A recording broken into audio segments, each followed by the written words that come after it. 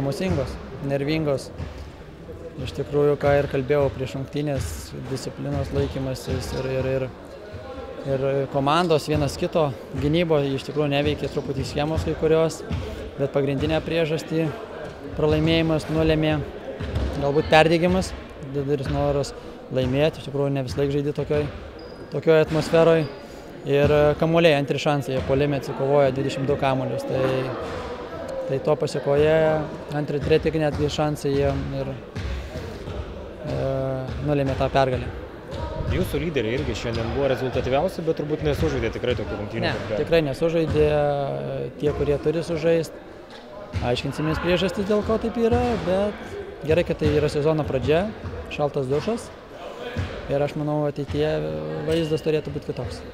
Pirmas pralaimėjimas patirtas, labai nemalonu ko gero. Jo, važiuoti 300 km ir pralaimėti tokių skirtumų tikrai nėra malonu. Su slogiom nuotaikom grįšim namo, bet aš labai taip nesureikšminu.